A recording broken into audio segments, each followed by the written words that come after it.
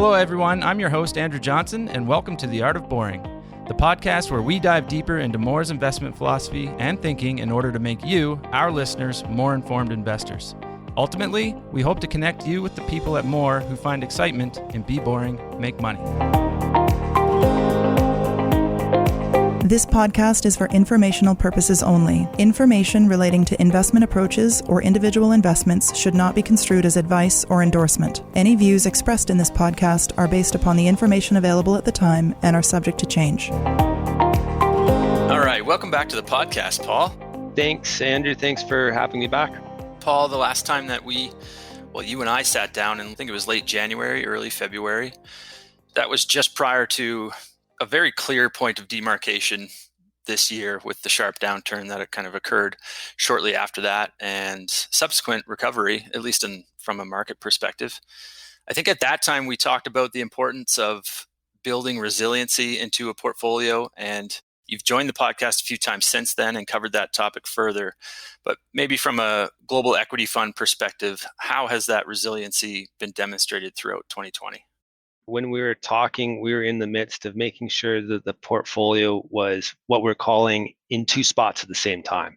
That's really what we mean by resilience, so that you could end up in two or multiple scenarios, and whichever scenario you end up in, you're going to be okay. It's going to end up bouncing back over time, even if it's a tough scenario.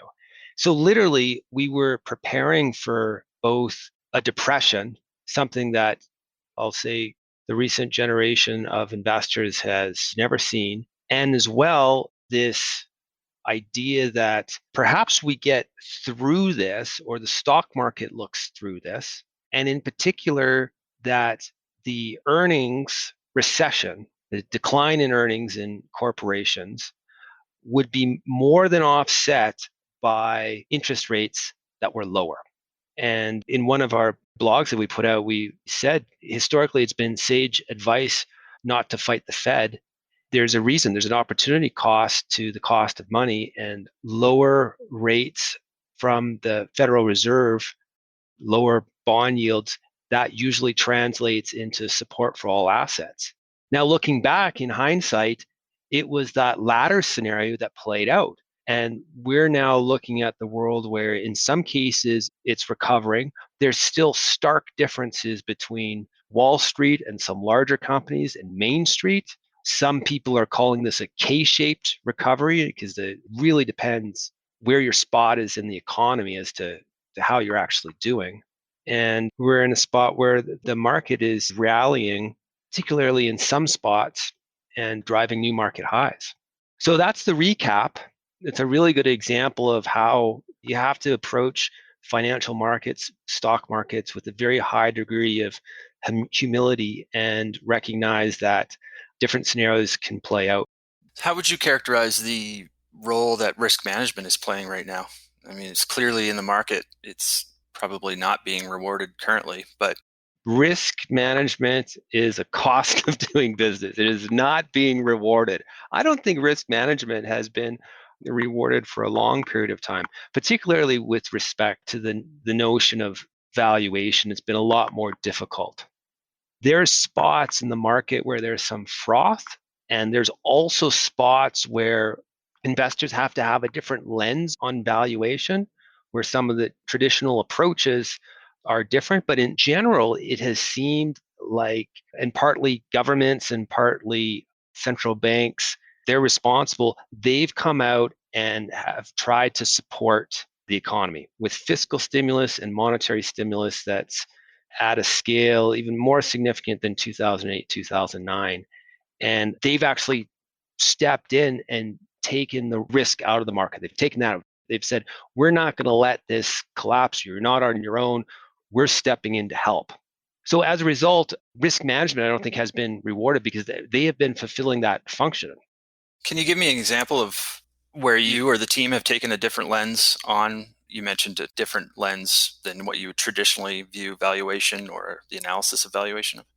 Well, I think one of my colleagues who works on the technology front, Justin Anderson, the way he explains it is business models have changed such that more companies are investing through their income statement.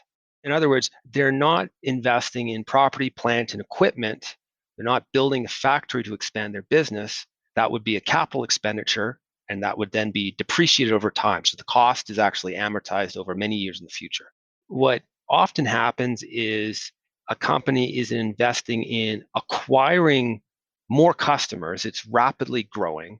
And that means that if you match that expense, if you actually capitalize it and kind of match it to the life of the customer, you get a very different accounting number. So we have to try as best we can to appropriately match these costs and understand, well, how long is that customer going to last for? How much does it cost to get that customer? And really peer into the true economics of the business.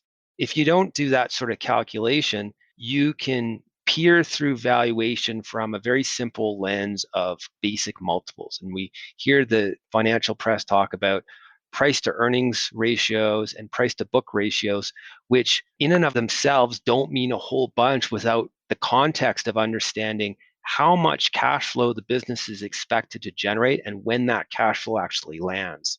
The lens which we approach valuation, which has really helped us out, is through our discounted cash flow models, where we're just trying to figure out how much cash flow a business will generate. But that's the one problem with valuation. Another significant problem, I think, I don't even mean to look at it as a negative, it shouldn't be a problem, it's just a challenge, is businesses have evolved dramatically, and we have a very different investment climate than we would have 100 years ago. 100 years ago, you expand by building a factory. You need more capital to expand your business, and there's still a cost to expanding. One of my favorite business examples, a used car business. Imagine you own your used car business.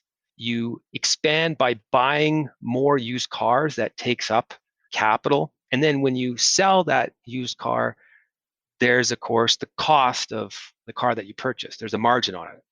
There's still an incremental cost. What's happening now with a lot of these technology businesses in the world is, well, first of all, when a new product is created, you have access to distribute that product to potentially millions, if not billions of people. Instant distribution. Never mind trying to attract a few people to your used car business. I mean, never has business experienced this sort of instant distribution, and that's made all possible because of the internet. So that's a major change. So incorporating that power of distribution. And then the second piece, for so many of these, call them virtual businesses, the marginal cost of selling to a new client is often approaching zero. Imagine you've created a video game, you're distributing it to many millions of people. If you add another client who then plays that video game, it really doesn't cost you anything. The inverse of that is the incremental margin is very high. So how do you price or value these businesses in a capitalist sort of world where there's the potential to distribute to billions of people, millions of people, and your incremental cost is very low? These are clearly different animals. That optionality is worth something. Valuation still matters. It's not worth an infinite amount, but it presents the entire investing community with a real dilemma in terms of how to value, what is the appropriate range of outcomes. And the truth is, the range is very wide. We do the best we can to estimate and diversify, but we're dealing with a very wide range of outcomes in valuation. As the internet's developed, that's just a characteristic of the investment climate of what we live in. And for those reasons, the accounting reasons, we have to be very careful when we approach valuation and recognize just there's a really large range of probabilities. That's a lot to unpack. I appreciate the nature of that. Yeah, absolutely. I want to pick up on the sentence that you just said, which is a characteristic of the environment that we're operating in now. And I think coming back to your earlier comments about central banks and monetary policy and how they're kind of stepping in and stepping up, I think one thing that's been noted in response to the pandemic in particular has been the tools used from governments and central banks. Notably, the contrast between the firepower that we've seen from Europe and North America what they've employed versus what we've seen from Asia, for example, which has been modest in comparison. What are your thoughts on why that might be the case, of how they've come to those different decisions? And if any, what are the implications moving forward? Well, I think that there's probably differences in the currency regimes and difference in culture and the politics that have to be taken into consideration.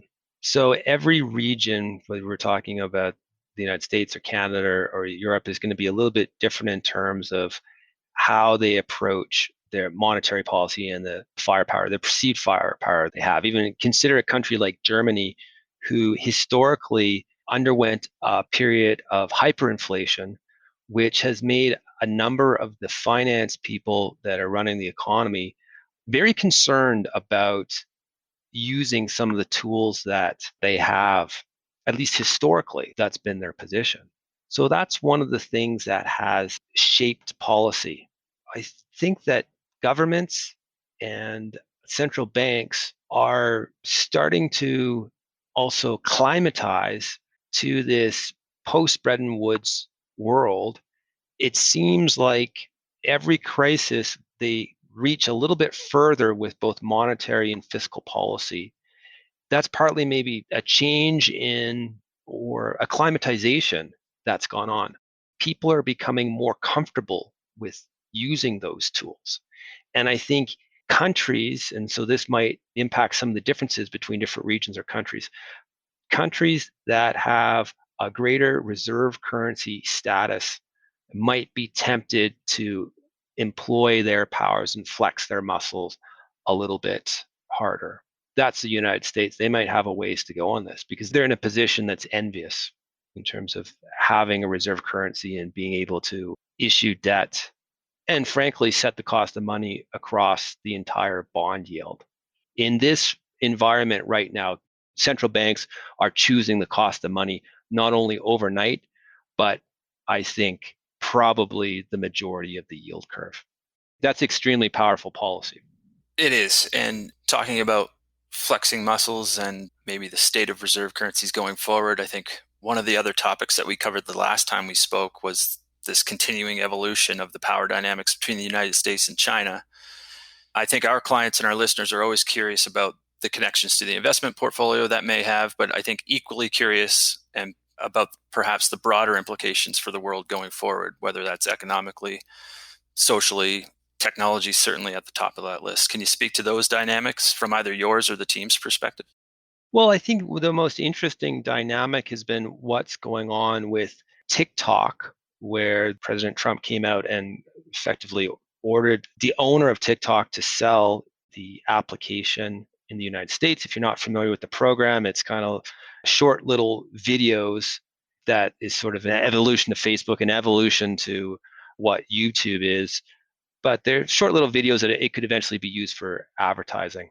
And I think that sort of, I don't know whether to the extent that the owner of TikTok, which is ByteDance, is whether it actually is a security risk or not, but it's resulting in a greater divide between China and the United States to the extent that people have talked about almost a technological iron curtain. This is of interest to us in terms of expansion because ByteDance is a private company right now. They're a competitor to Tencent, which we own in our international portfolio and emerging market portfolios. This is where politics can intersect with the microeconomics to the extent that a Chinese company can't expand into North America because of the political climate, or to the extent that a North American company can't expand to Asia, that of course impacts the growth dynamics and future margins and so on.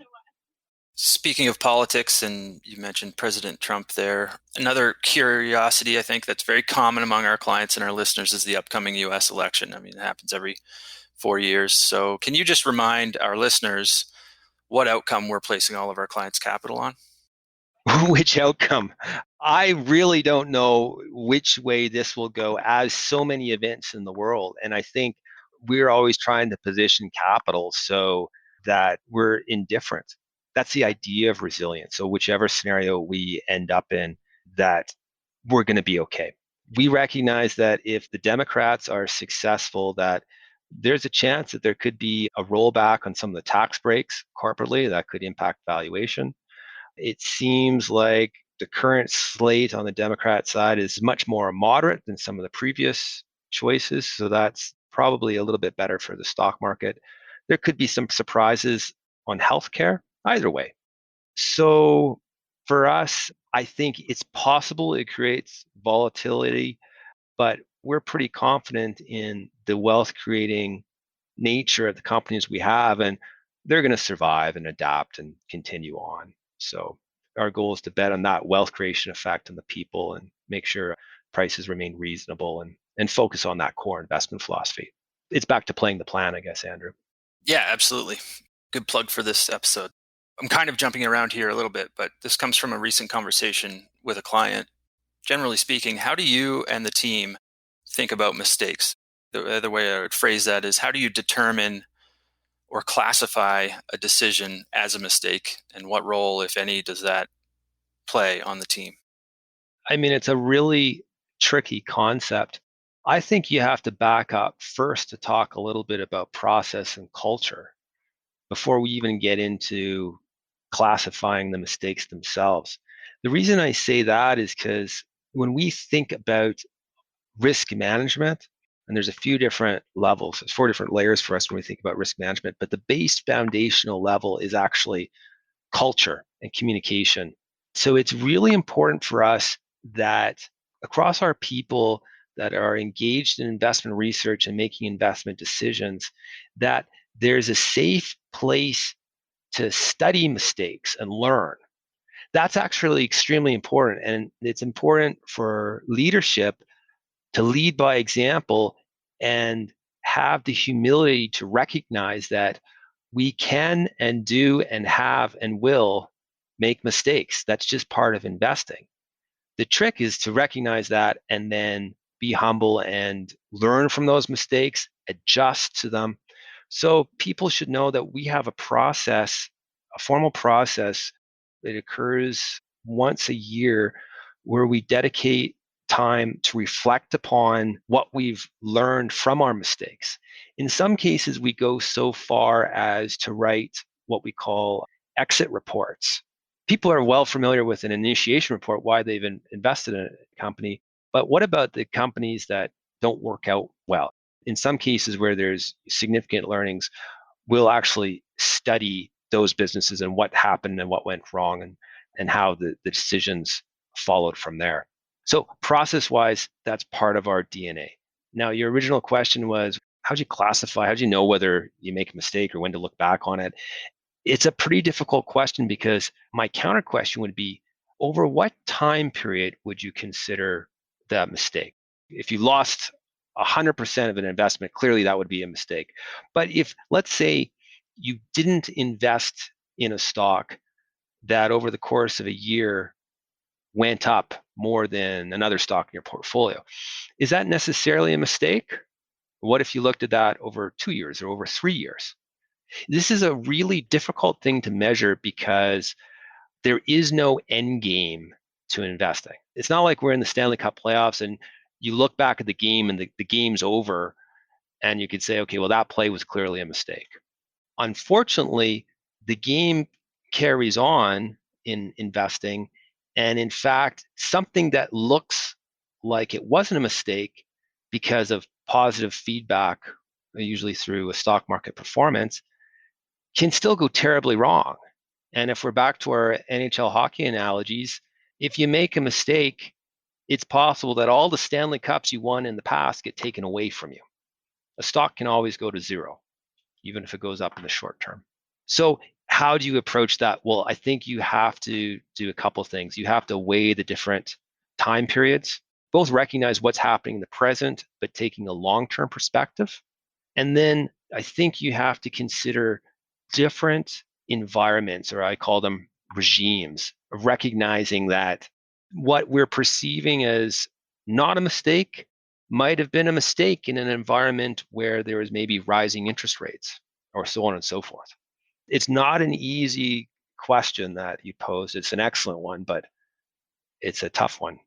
I think that's really great perspective, Paul. Thanks for sharing your insights on that. One thing as we kind of get close to wrapping up today, we always like to take a look at a business or two in the portfolio. And today we're talking about the Global Equity Fund in particular, just to illustrate how we are playing the plan, like you said, and see our philosophy and our process in action. One example that I wanted to ask you about today was Couchstart. My question was really, out of all of the convenience store operators around the world, why Couchstart for the Global Equity Fund? My colleague Christian Deckard, if he was here, he would immediately talk about the specific culture that Couchstart has created and really a culture around operating excellence. And so when we think about any company, it doesn't matter where it is, we're benchmarking it against its global peers in terms of metrics that matter, both the metrics for the industry, in the case of Couchstart, margins per gallon of gasoline, which most recent results, they were ahead of their comparable peers, as well as more generic metrics that demonstrate the efficiency of the business. So for us, that's largely return on invested capital. When you run through that exercise and see the results of the company and compare them, that's why it floats to the top within that industry. They're really excellent operators on a global scale. And at the heart of what they're doing, that's their competitive advantage. So when I think about operating a convenience store, and you mentioned that they're obviously excellent at this, that tells me a lot about the here and now, about the cash flow that they're receiving from their current operation. What about going forward? Is there any upside to holding a convenience store operator, or is it a more mature industry? Well, it is more mature, and it's probably a good example of something that the balancing factor is always price. How is an investment priced? We recognize that there's companies out there that have more significant growth prospects, but how much capital is going to be required to achieve those, or what is the price of that in the market? So that's why when we're putting the portfolios together, we try to come up with a very balanced approach and look at discounted cash flow models to understand, to compare these companies to each other that might be very different. If we compare it to an IT consultant company, we were talking about this before, Accenture, that business has probably much more significant organic growth prospects because they're helping organizations transform and manage IT across a whole host of solutions. They're growing at a much faster organic rate and are acquiring small tuck-in acquisitions that enable them to expand into emerging fields, whether it's cybersecurity or so on. What you get with that business is better growth prospects, but you have to pay a higher price for the cash flow that's coming in right now, recognizing that it's going to be growing in the future. Again, how do we square that off? Our discounted cash flow models. Accenture is an interesting case because we're pretty clear that, and I think the world's pretty clear that there's going to be more technology in the future. There's going to be more technology in business. Our approach with Accenture is thinking about the old Levi Strauss model, where sometimes you don't know which gold miner is actually going to strike it rich, but if you can sell jeans to everyone on the way out to the Klondike, you're going to do okay. So that's the way I think about Accenture on a risk-adjusted basis. You get to capture that technology theme over many years.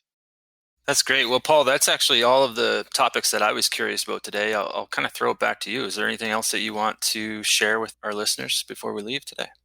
Just that I think that we remain in a very difficult market environment. There's still a lot of risks out there, and we're doing as best we can a job to balance the two big risks of capital impairment with participating in the upside of these different businesses. And we recognize that there's going to be different outcomes. Either one could make us look relatively better or worse off. But our goal is to get clients to the end of their journey in a resilient fashion, no matter which way the world turns out. So I think we've used the term resilience, a dozen times, but that is the key feature of what we're trying to build into all the portfolios at Mawer. That's great. It was great to talk to you today, and I really look forward to talking to you in the future. Absolutely. Thanks so much for having me. Hey everyone, Andrew here again. To subscribe to the Art of Boring podcast, go to mawer.com. That's mawer.com/podcast or wherever you download your podcasts. If you enjoyed this episode, leave a review on iTunes, which will help more people discover the Be Boring, Make Money philosophy. Thanks for listening.